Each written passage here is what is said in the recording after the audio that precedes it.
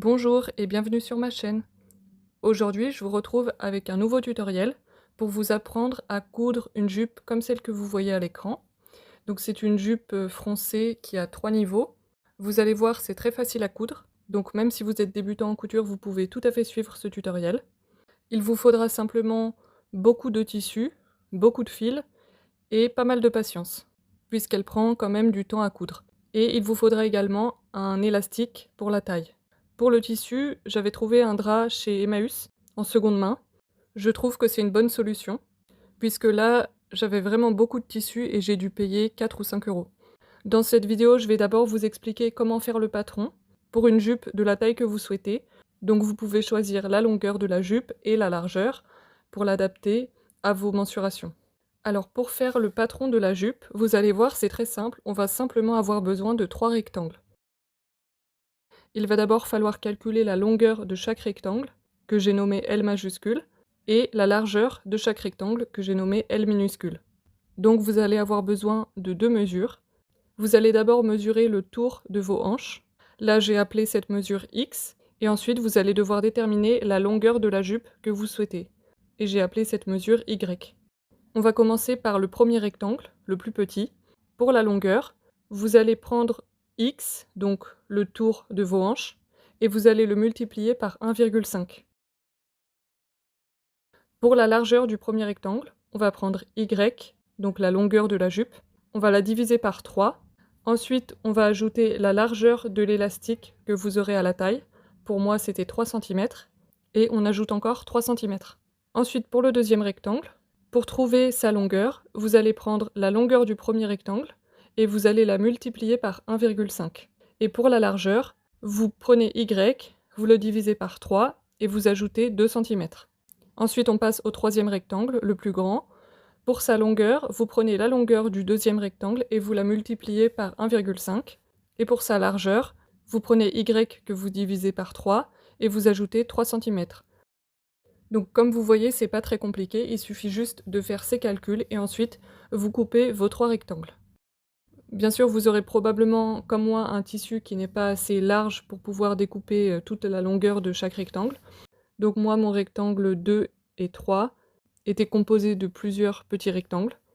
Et comme vous le voyez, j'ai assemblé les petits rectangles en faisant une couture au point droit, puis juste au bord un point zigzag, pour éviter que le tissu ne s'effiloche. Voilà ce que ça donne quand les 3 rectangles sont prêts. On va maintenant commencer à faire les fronces sur le haut du rectangle numéro 2.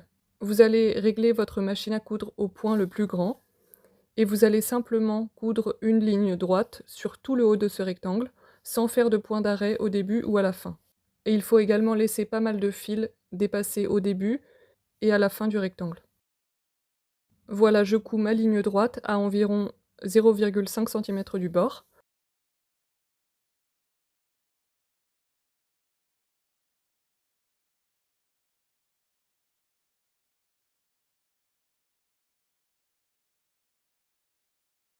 Une fois que c'est fait, j'attrape un des fils qui dépasse à l'une des extrémités du rectangle et je vais tirer délicatement dessus, tout en poussant le tissu avec mon autre main, et vous allez voir que ça va former des fronces. Cette étape prend pas mal de temps puisqu'il faut faire beaucoup de fronces sur toute la longueur du rectangle.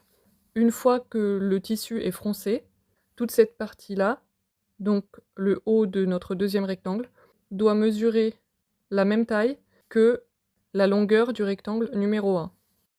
On vient ensuite épingler les 2 rectangles endroit contre endroit, avec le bas du rectangle numéro 1 qui coïncide avec le haut du rectangle numéro 2. Voilà ce que ça donne, j'épingle tout le long, et je vais venir coudre au point droit, à 1 cm du bord.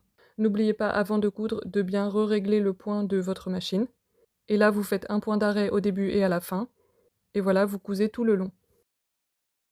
Une fois que c'est fait, je viens régler ma machine au point zigzag, et je viens coudre juste au bord. Là, c'est pareil, c'est pour éviter que les tissus ne s'effilochent. Une fois que c'est cousu, voilà ce que ça donne.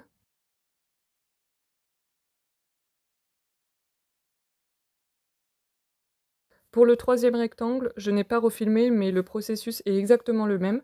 Vous allez froncer tout le haut du troisième rectangle. Une fois que le tissu est froncé, il doit mesurer la même taille que la longueur du rectangle numéro 2. Une nouvelle fois, vous épinglez les rectangles ensemble, vous faites une couture au point droit à 1 cm, puis une couture au point zigzag juste au bord. Et voilà ce que ça donne une fois qu'on a cousu les 3 rectangles ensemble.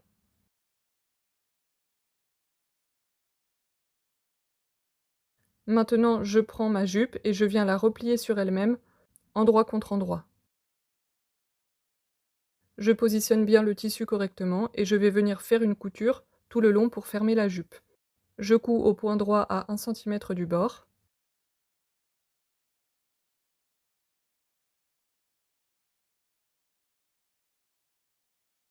Puis de nouveau, je fais un point zigzag juste au bord.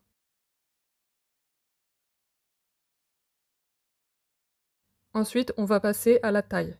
Ma jupe est toujours sur l'envers et je viens replier le tissu, d'abord sur 1 cm, sur tout le haut de la jupe. Puis je replie une nouvelle fois le tissu, cette fois-ci sur 3,5 cm. Puisque mon élastique mesure 3 cm de largeur, et j'aime bien rajouter un demi-centimètre pour être à l'aise lorsque j'enfile l'élastique. J'épingle sur tout le tour, et je vais venir coudre juste au bord du pli qu'on vient de former en laissant une ouverture. Donc je commence par un point d'arrêt, puis je couds tout le tour, et je m'arrête un peu avant de revenir là où j'ai commencé, et je fais de nouveau un point d'arrêt.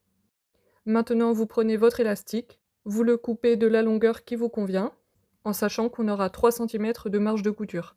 Mais sachez que si vous avez coupé l'élastique un peu trop long, c'est pas grave, vous pourrez toujours refaire une couture. Maintenant, à l'aide d'une épingle à nourrice, je viens enfiler l'élastique dans le haut de la jupe.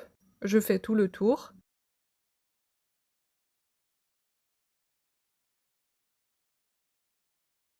Une fois que l'élastique ressort de l'autre côté, j'épingle les deux extrémités ensemble et je viens coudre à la machine à 1,5 cm du bord. Maintenant, je viens rentrer l'élastique à l'intérieur du haut de la jupe. Avant de passer à la suite, je vous conseille d'essayer votre jupe. Si elle est trop large, vous pouvez refaire une couture à quelques centimètres de celle que vous venez de faire et couper le surplus.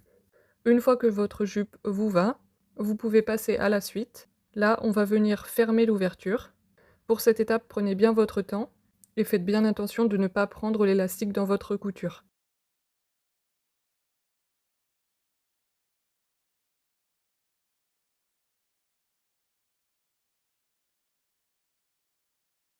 On peut ensuite tirer sur le tissu pour répartir les plis. Maintenant, je passe à la dernière étape qui est l'ourlet du bas. Sur tout le bas de la jupe, j'ai fait un double rentré de 1 cm, c'est-à-dire que j'ai d'abord plié le tissu sur 1 cm, puis une nouvelle fois sur 1 cm. Et je viens coudre juste au bord du pli, en faisant tout le tour de la jupe. Donc je couds et je reviens à mon point de départ. Et voilà, la jupe est terminée. Comme vous avez pu le voir, c'est assez simple à coudre. Donc j'espère que cette vidéo vous aura plu. N'hésitez pas à me dire dans les commentaires ce que vous en avez pensé. Bien sûr, si vous avez aimé, n'oubliez pas de liker et partager la vidéo. Vous pouvez également vous abonner à ma chaîne si mon contenu vous plaît. Merci à tous ceux qui auront regardé la vidéo jusqu'au bout. Et je vous dis à bientôt pour une nouvelle vidéo.